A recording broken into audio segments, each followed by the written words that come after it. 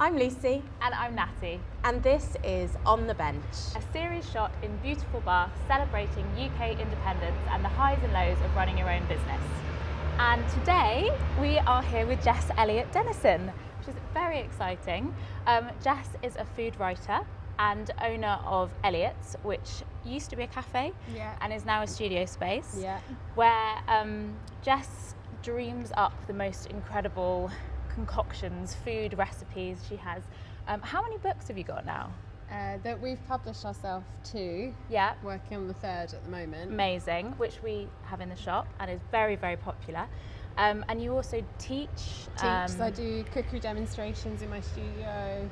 We have different food writers coming to visit, especially around the Edinburgh Festival time. Lots of food writers come. And we do retail as well, so we stock kind of like-minded makers, lots of ceramics, textures, useful things, really good sharp knives that I use. Yeah, in my I cooking love every day. those knives. They have been gifts to other people, which apparently you're not supposed to do. Gift a knife. I didn't realise. It's apparently bad luck. Oh. But also we have at home, and I love those knives. They're wonderful. So good. So it's just a real mix of getting people together around the table, celebrating simple seasonal cooking, be it through a book or an event or online.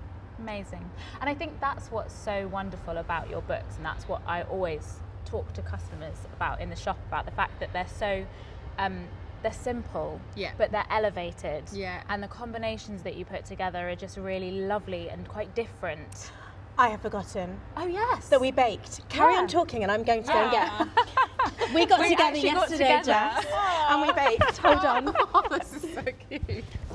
So yeah, we do have something. My 4-year-old helped us bake, which again is testament to the fact that the recipes are so like. I think, I've been working food for 12, 13 years, and I think becoming a mum, especially now we've got 2 children, it's just kind of focused all of my work, and it's about simple, slightly elevated flavours so that dinner or lunch, whatever you're eating, is interesting, but it's easy and doable and realistic, and I don't want to do lots of washing up.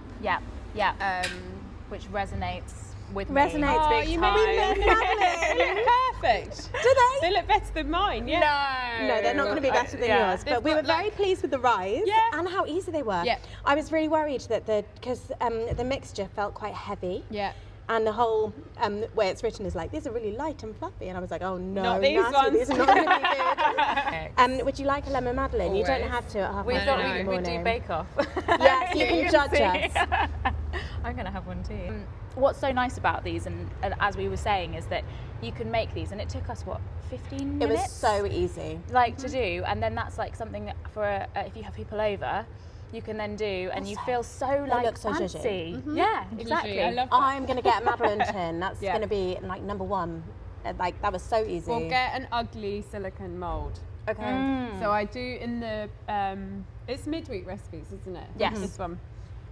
So I do tell you how to stop them sticking. So if you've got a traditional metal tin, which are really beautiful and you feel like a Parisian. That's why I got that one. That's why we all buy it. Have it out. Yeah. Have it out. So I do that. I leave it out so it looks like I've used that. But the reality is I've used a red silicone mould. So you don't need to line it, grease it or anything, and they just pop out. They're about, 10 quid. It's such a good investment. Yeah. Okay. I've got mini bunt ones actually like that are silicone, that you then again feel like you've made something really just because the shape special. is different. Yeah, it's so beautiful. It's essentially a fairy cake. Yes. But because it's in a shell shape, it feels really feels chic. much more chic. Yeah. And the lemon just lifts it. And this is a day. So you made this yesterday. Yes. So it's a day old. So I think They we're were far really better scared. yesterday. But they last well. If you there's a whole thing around like, oh, you must eat them the second they come out the oven. I think that's great. And also, if you've still got them tomorrow, you can pop them back in the oven and just warm them, and they're like new. Ooh, nice. Good tip. You just sort of re-melting the butter and freshening everything up. This is going to be my go-to going around a friend's house and just generally like getting a nice tin, a nice bow around it. It's beautiful. So paint the picture for us, Jess. Like, we've just been admiring the cobbled street out here and like the typeface on the buildings and things. So where, like, take us down your street in Edinburgh where your studio is. Well, the name is funny, so it's called Sheens Road. Sheens? Yeah. Okay. You got it, you nailed it. All the delivery drivers are like, I've got a parcel for Skiennis. It's Sheens. So it's behind the Edinburgh Meadows, so south of Edinburgh. And the Meadows is beautiful. I'm sure you've got similar spaces in Bath. Just the green space that everybody uses for running, having a picnic with their family. The students, the second there's sunshine, the students go and sunbathe. Is that where all the tents are for Edinburgh Festival? A lot of them. Yes. Yeah. Okay. And the street is quite residential. So when I first opened in 2018, there were no other businesses really on the street. And I opened a cafe there, and essentially it was an extension of my home, and I did breakfast and lunch and dinner, and the blackboard and the menu changed all the time. And it was hugely popular. It was a baptism of fire, because I'd never worked in a restaurant before. Right. Or I'm not a trained chef either. Okay. Do you know what I did see that when I was reading about you last night, and you define yourself as a cook rather than a chef. I'm not a chef. Yeah. I could not wear chef whites. I'd feel really uncomfortable. You'd look great. Thank you. I just, I'm a home cook, especially now I'm a mum. I'm more of a home cook than ever. But I think that's why it was popular. From the beginning, people just felt really welcomed, and because the street, just kind of going back to the street, because it is a residential part of town, I don't know, it just felt very different to going to somewhere on the high street where you're just a number. You know, me and my small team, we knew all of our locals. I'm sure both of you guys are the same. Yeah. And there was a connection, and I had sharing tables, which is quite common now, but at the time it was a bit radical. You might have to sit with somebody that you don't know. A stranger. And everyone brought their dog, and it was really, really special. And was it that glorious green from the beginning? Glorious green. I love that colour. It's so beautiful. So great, yeah. And there's a sort of off-whitey, creamy, buttery green on the inside. Lovely, yeah. Which I get asked about every day. I wish I had £1. Yeah, for every Well, they give time. you an affiliate. I know, I wish. There should be like a spoken affiliate link. Yeah. Gets a kickback. I wish. But that colour, it's really optimistic and sunny and warm, and I think people just felt very welcomed and home. It was really homely. Yeah. I think you styled it really well as well. It was like being in a kind of like traditional sort of kitchen space, but it's that same thing that runs through your cookbooks. It's kind of like beautifully simple but really elevated, which I think is just really, you know, and even just accessible. And Elevated accessible. So And like accessible, a trio which is of so words important. together. Yeah. I just remember seeing like the shots of like, I think you've got some mimosa in a sink or some things like that it's just so uplifting. And but accessible and achievable. So the only other business on the street, because apart from that it's all residential, was a newsagent's, and they were really quiet because people were buying physical newspapers less. Right, people were smoking less. The school along the road that used to sell lots of sweets banned sweets, so everything they were selling was just you'd not. be gutted, wouldn't you? If, like, all of these things. I used to go in there because they sold chalk, and we used so much chalk for the chalkboard. I never had enough, and I'd be like, "How are things?" It's all really quiet, and I was like, "Why don't you put a coffee machine in here?" And I'd find myself giving them advice, and then I thought, "Hang on a minute, do you want me to take on the lease? I can't really afford it, but let's see if I can make this work." And so the plan was to always have these two businesses on the same street. And then we had our baby, Nora, who's now 4, and my life was literally running between buildings. I wish there was a camera that just filmed us back and forth.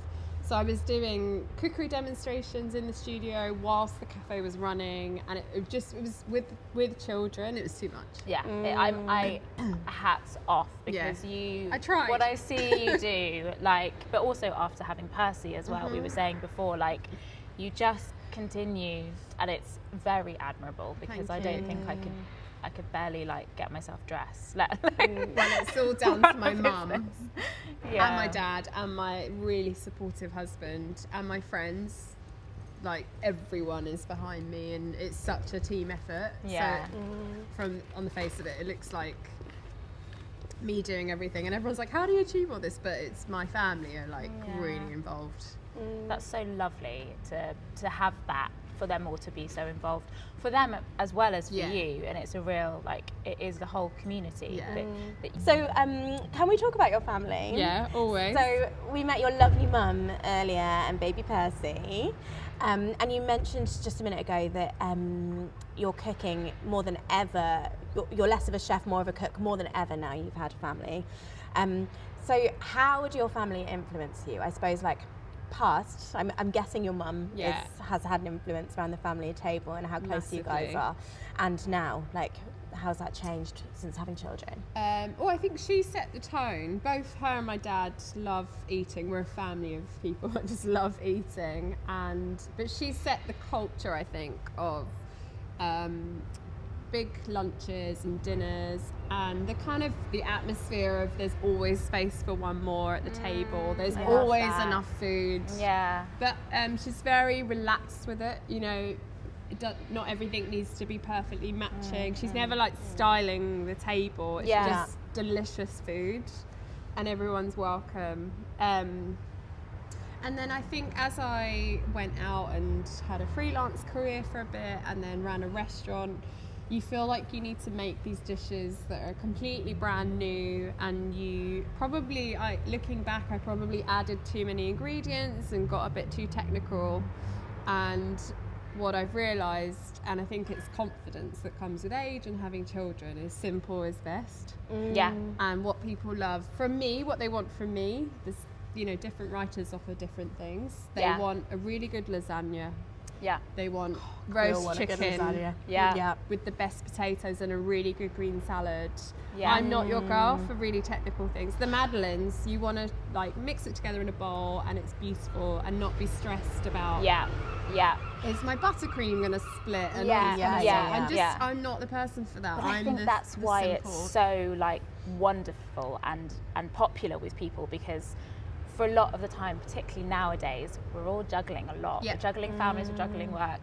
And to be able to offer something that feels like really lovely and invite people around the table, but also feels like you've made an effort, that's where it comes into. Because you always, you also do, sorry, I'm gonna, you also do really lovely things with beans. Yes. A lot of different beans, and I love all of those recipes. About your beans. Tell me about my beans. I love a bean.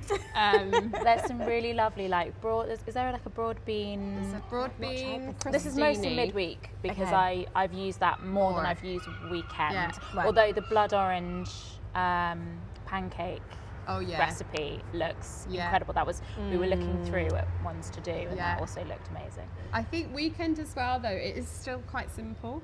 I think because of the title, it's really interesting. Everyone says to me, oh, I use midweek more. I'm like, weekend's actually just as easy. I just allow for a bit more time for something to roast in the oven or tick away on the stove. There's a few projects in there, but most of it's just as easy as midweek. It's funny how the title steers you. I actually don't know if it was, I don't know if it is the type. I think for me, it's just because it's newer and I haven't had the time to get into it yet. Whereas midweek has become like a staple now. That's so nice because there's a flourless chocolate cake. I'm more of a, as it may be obvious, I'm more of a baker than I am a cook. I would love to be a cook, but baking comes a lot more naturally to me. So that would be the first, probably because I've got a sweet tooth as well. I'm a cook. I'm 100% a cook. That's why most of my baking recipes are like fling it in a bowl. And whack it in the oven. There's something too exacting about baking. That I'm like, oh, it will turn out fine. I do that. I want to talk about memorable meals and like what your memorable meals are, if you can pull them up. Well, I can remember a lot of meals. I can't remember much, but I can tell you things I've eaten from my childhood. And I always say to my husband, I'm like, oh, I remember we went there and we ate this, and this, and this. And he's like, no. I don't remember what we ate. It was ages ago. I'm like, oh, I can remember all the food related stuff. Yeah. So you've got like a great tongue sensory brain memory. connection. Yeah. Some people have like a visual. Yeah. And some people have like a mathematical, but yours is like a taste memory. Yeah, and if I taste something, it hits that part of my brain and it's that kind of nostalgia thing. And I'm taken back to a place. So go on, give us your top 3.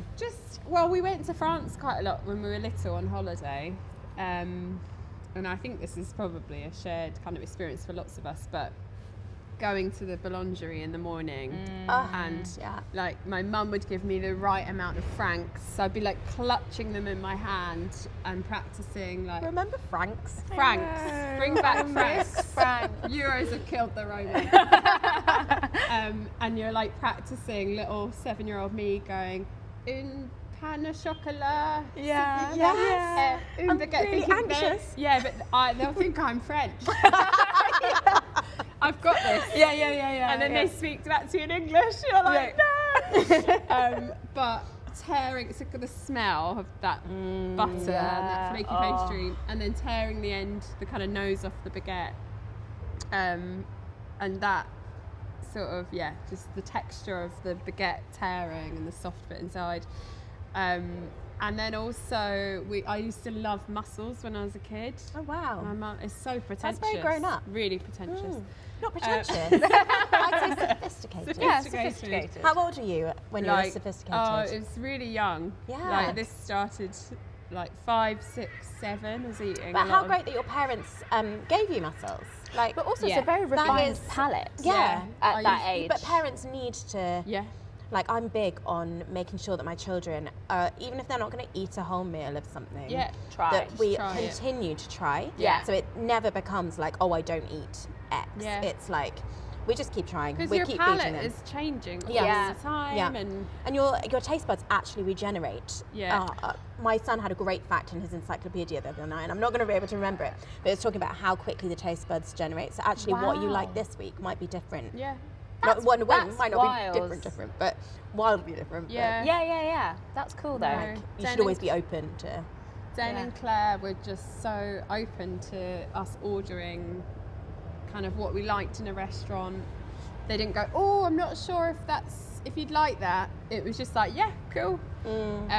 Which makes me sound like such a spoiled brat, but they were just really open to it all and treated us like adults. But in France, I'd always get more frites, and the sound of like the mussel shells hitting off, they bring it to you in that lovely pan and dipping in hot fries. So like dipping in the chips into the sauce. Yeah. It's like that is the dream. And it's the classic. Like I think everyone feels the same. Maybe they don't, but like when Mum would make lasagna and you get the crispy edge. Oh yeah. Things like that. I just love recreating. I've got that with my granny's rice pudding. Oh yeah. You'd always get the knife around the Pyrex dish and like get all the like burnt bits of milk. I love that so much. And the feeling that it's so interesting, isn't it? Because like my dad used to make something for us a lot at home, which was just like a tomato mozzarella pasta bake. Yeah. And it was just similarly, it was the crunchy top. Yeah. But it was so, now if I ever have it, it really comforts me. Yeah. It's my comfort food, and it just feels like so homely, and like you can't. There's a safety in it. It's a safety, and it's so interesting then thinking about that now of like what we're feeding our children and those similar things. Like I worry what their comfort foods are going to be like. But hopefully, as they get older, we've got time to. Yeah, exactly. My kids just live off tomato pasta. Yeah, that's basically my son. Yeah. Every day I'm like, Nora, what should we have for dinner? To see what she comes up with. Have you thought about pasta? I'm like, again? Yeah. Just it's soft. There's like the cheesy bit on top. Yeah. They're just it's universal. Like children just love tomato pasta. Yeah. I'm like, cool, it's tomato pasta again. Easy. It's quick, easy, cheap. Yeah, there's something to be said for like convenience and where that sits, and then the kind of trying more. Yes. There's a time and place for everything. And I think we just do the best we can by them to make sure it's rotating. Yeah, definitely. Exactly. I think what's really important is the kind of coming together around a table and like the ritual of it. Like I think that's really important. Yeah. So very conscious, like that we're on our phones a lot. It bothers me, but you're juggling so much as I'm like running a business and writing books all the time. It's really handy if I spend a big part of my life breastfeeding. Yeah. I could just sit there, or I could be like typing up a recipe. And I have to use my time in a really efficient way. Yeah. So I'm very aware that both children just see us on our phones all the time, and I try and say, I'm working, but What's so difficult is that everything is on your phone now. Yeah. It's you do your food shop there, you do your notes, you read the newspaper, you catch up with socially, you do everything on there. So even if you're looking at it, like you say, for a work or whatever, it's the visual, and it's really difficult to get away from that because it is just so prominent in our lives now. But I'm very conscious of it as well. Yeah. But that's what I love, just like nobody's on their phone at the table. And when I still had the restaurant, it was something I was so proud of. People would take like a few snaps of the interiors, and then people would put their phones away, and I absolutely loved it that they were actually having a conversation. And because we had the shared tables, they were chatting to strangers, and I loved it. You barely saw any phones. So we've talked a lot about like food memories. In the past. But what's the best place, the best thing you've eaten recently, the best restaurant you've eaten at, the best meal you've had? It's about 10 minutes ago. I finally got to Landrace. Which everybody in the industry respects and looks to, and I knew it would be good. We went there for breakfast, but I just wasn't prepared for the vibe. Yes. The music was loud and brilliant, and every single detail they'd considered. Like the lights, I was like, Mum, look at the light switches. To like the menu cards, just you could just tell, when a business really cares about what they're doing. And we had toasted hot cross buns with the most delicious butter that Percy just ate straight from the bowl, and I'm so pro. So nothing big, nothing fancy, but it was perfect. Have you seen they're doing hot cross buns ice cream sandwiches with like ricotta? They come up with it, they play, play, which is what I think is so brilliant about them. They play with everything, like you're in like a cared for business, and you want to care for it when every detail has been considered and curated and thought through. It really notices, doesn't it? But they also do it similarly in that way that's very casual, and it's not pretentious in any way. Really it's just relaxed. like they want to make you feel at home. Actually, that's quite a good thing to segue into, because they use their own milled flour, they use seasonal ingredients, they are constantly doing, and that's also kind of what I'm doing, kind of what you're doing as well. And I'm interested to know, like, where did that come from, that desire? Was it just a natural thing, or did that come from an influence, or to cook seasonally? To me, it's just common sense. And I think it's what inspires you to keep going back into the kitchen and play.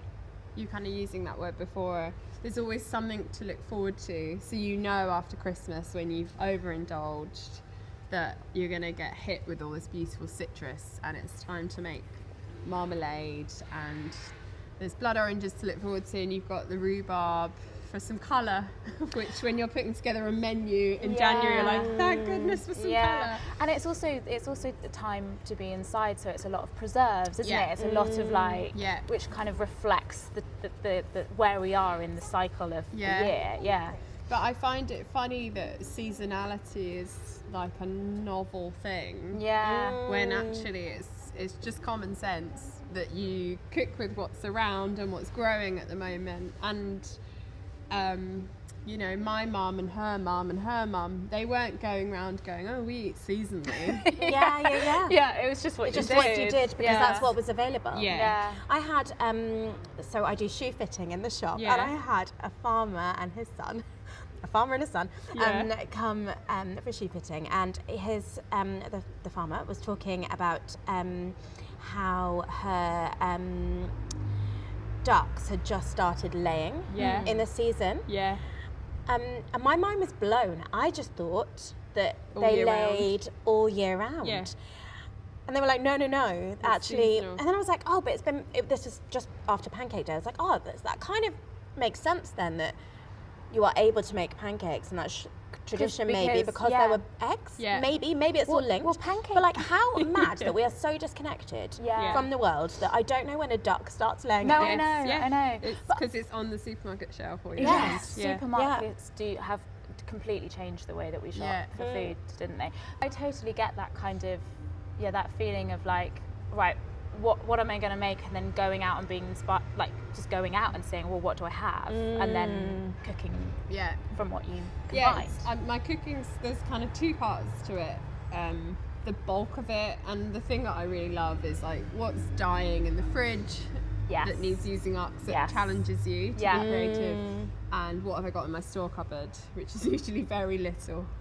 And then there's the what's growing, and we live in the Scottish borders, so I live an hour south of the studio, but I try and go and, like my friend Margaret grows incredible stuff, and I'll go and pick it. She just like gives me a basket and I just fill it all up. So that, using what's in season, really keeps me excited. And it's like very fresh, quite literally. And then you've got the kind of store cupboard. It's Wednesday night. My family need fed. Tomato pasta it is again. Yes. So I love that balance of the two. Can we have your tomato pasta recipe? Thank you.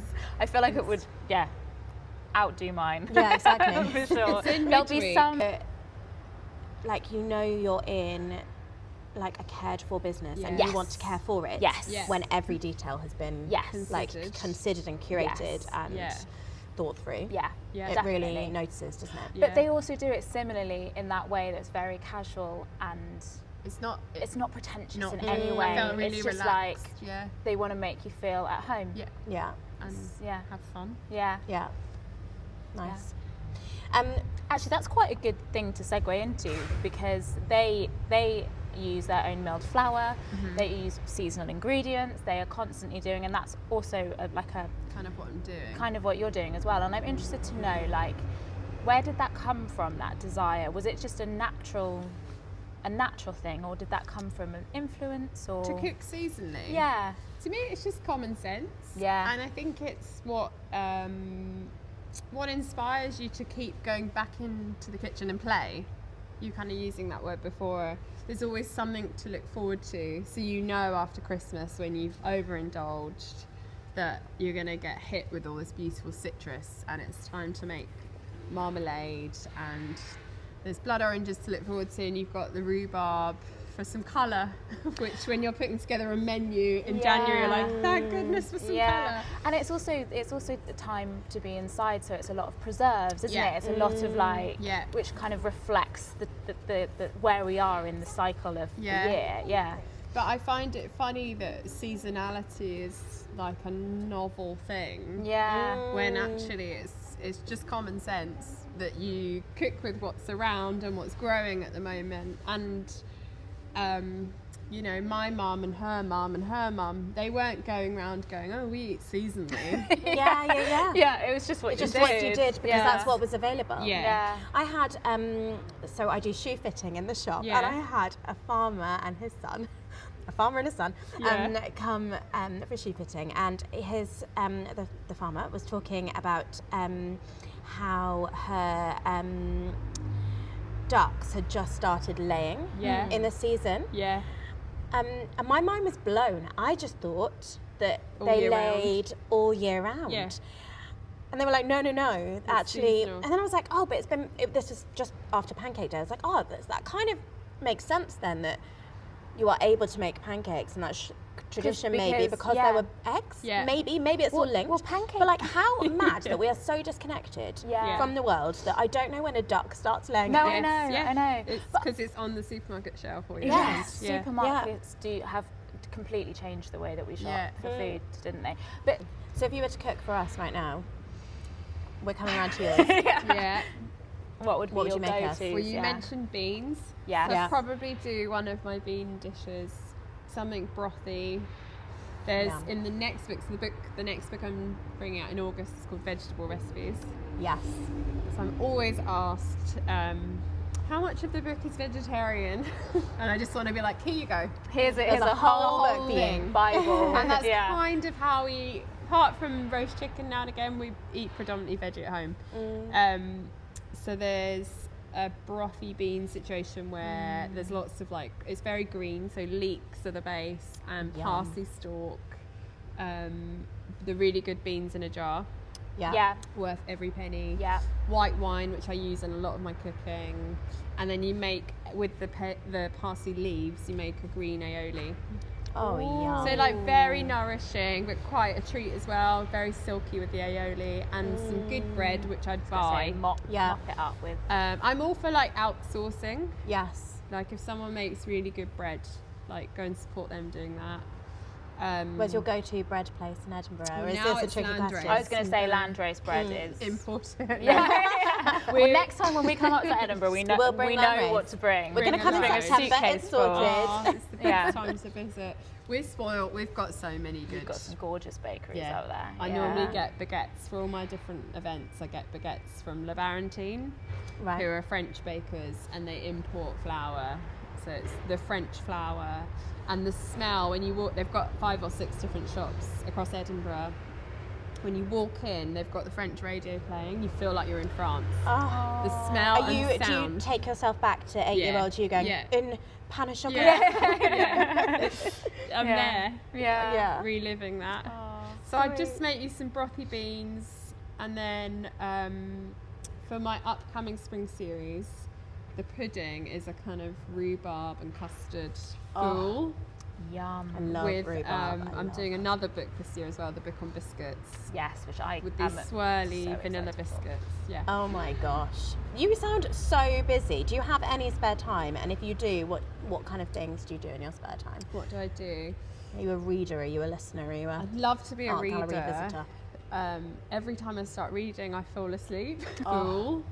Yum. I love rhubarb. I'm doing another book this year as well, the book on biscuits. Yes, which I with these swirly vanilla biscuits. Yeah. Oh my gosh. You sound so busy. Do you have any spare time? And if you do, what kind of things do you do in your spare time? What do I do?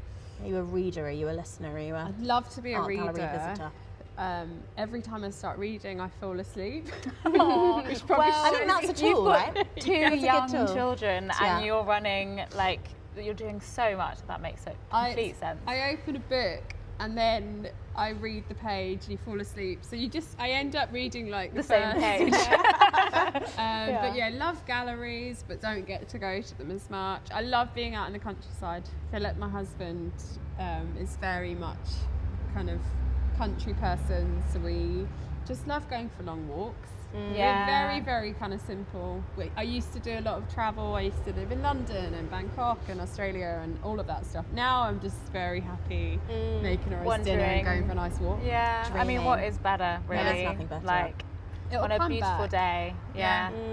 All the travel and stuff. But for now, it's the perfect thing to do with small children. I think you start to you really have to lean into those simple moments of joy that you can find every single day by doing your routine, but also we've talked a lot about seasons of food, but there are seasons of life to lean into. Yeah, exactly. That's where we're at right now. It'll change. Yeah, it will. But I'm quite interested in textiles increasingly because we live in the Scottish borders and it was the home of textile production.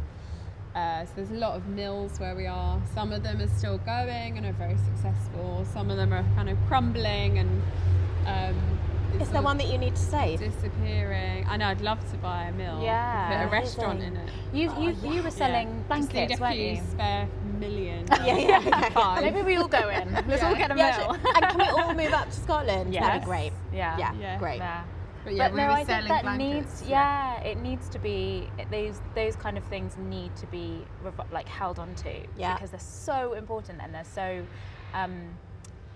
loved by so many people that you kind of forget until they're in a point where you're going to lose it and then you're like, but that's a traditional craft that's so entwined in the like heritage of wherever it is. So I find now I've worked in food for so long, and you know, when you run a restaurant, it's so intense, and I've cooked a lot. Like if I added up all the hours of cooking I've done between working on photo shoots and having the restaurant, I've done a lot of that. So I'm not saying I'm not inspired by food stuff anymore, but I think it's as well having that confidence and sort of getting to a point of I know who I am. But with my spare time, I'm not doing food things anymore. Yeah. It's other things like craft. They all share an ethos of people making things properly, traditionally.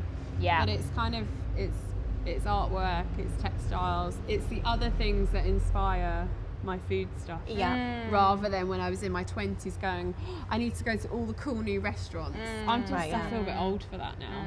I'm like, let's look at some blankets. Do you know what? I nearly had us all sit under blankets today because it's so cold. I've got iced coffee. Yeah. I know. Nice mug. Jess, thank you so much for doing this. Thank you so much. It was so nice to speak to you. Can't wait to just go and spend all my money. And we can't wait to come and see you in September. We're on tour. We should do that, definitely. I'm sorry about my leaky, windy eyes. Don't be silly. Grandma with the blankets and the leaky eyes. Yeah, exactly. Right, amazing.